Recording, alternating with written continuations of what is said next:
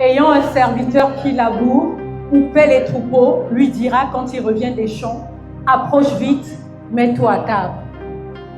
Ne lui dira-t-il pas au contraire, prépare-moi à souper, ceins-toi et sers-moi jusqu'à ce que j'ai mangé et bu. Après cela, toi, tu mangeras et tu boiras. Doit-il de la reconnaissance à ce serviteur parce qu'il a fait tout ce qui lui était ordonné?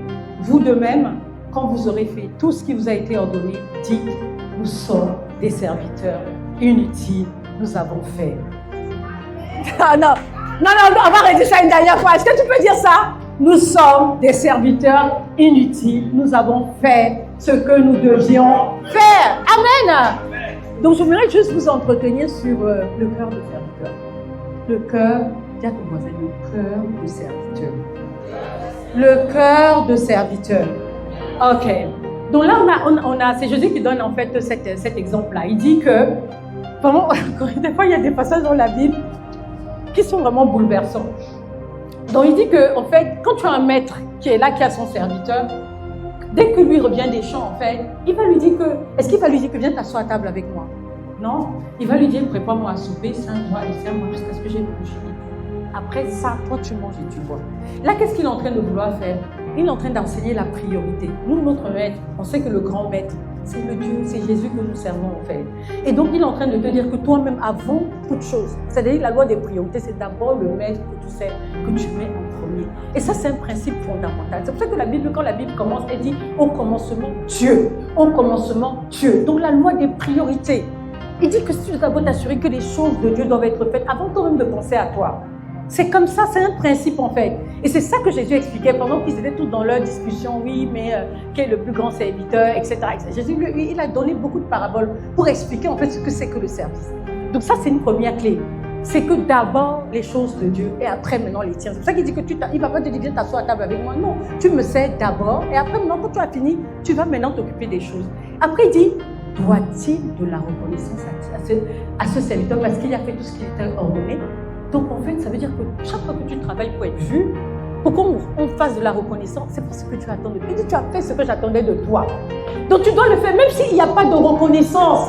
C'est pour ça que même dans ton travail, tu vas t'éviter beaucoup de problèmes. Même si on ne le reconnaît pas, tu continues à faire ce que tu as fait. Parce que c'est ce que tu devais faire. Dis à ton voisin, je fais ce que je dois faire. Même avec ou sans reconnaissance. Je fais ce que je dois faire. Avec ou sans reconnaissance. C'est Dieu qui est mon rémunérateur, pas les hommes. Amen. Amen. Et dit, doit-il de la reconnaissance à ce serviteur parce qu'il a fait ce qui lui était ordonné? Non. Il dit, vous de même, quand vous aurez... Ah non, on lit ensemble. Vous de même, quand vous aurez fait tout ce qui vous a été ordonné, dites, nous sommes des serviteurs inutiles car nous avons fait ce que nous devions faire. Amen. Donc c'est ça, en fait, c'est la mentalité du serviteur. Je suis inutile. Pourquoi? En fait, c'est pour éviter que notre cœur s'enfle. Et qu'on ne commence à dire que non, c'est à cause de moi que ce truc marche.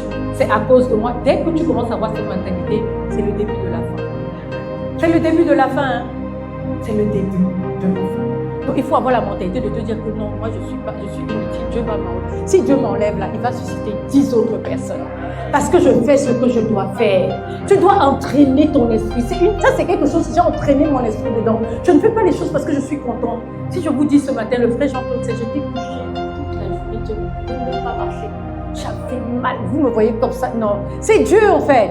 Pourquoi? Parce que j'ai dit que quel que soit ce qui arrive, quelle que soit la condition de mon corps, je vais me servir. C'est-à-dire, le diable, il s'embrouille. Tu peux faire ce que c'est ton problème, en fait. Je me lève, je viens servir Dieu. Même si c'est comment je me lève et je viens servir Dieu. Je m'en fous, je ne regarde pas, j'ai mal à la tête quand c'est... Non, mon mari me regarde, il dit, tu vas je vais t'accompagner. Je dis, oui, accompagne-moi, mais ça va aller, t'inquiète pas. Une fois là, dès que j'ai le micro, c'est fini. C'est fini. Il n'y a plus, c'est terminé en fait. Mais parce qu'on doit être vraiment engagé, résolu. Parce qu'on fait ce que nous devons faire. J'ai appris à faire ce que je dois faire et non ce que je veux faire. Comme le docteur dit, la discipline, c'est l'ensemble des choses que nous devons faire et non l'ensemble des choses qu'on veut faire. Amen. Donc on récapitule, c'est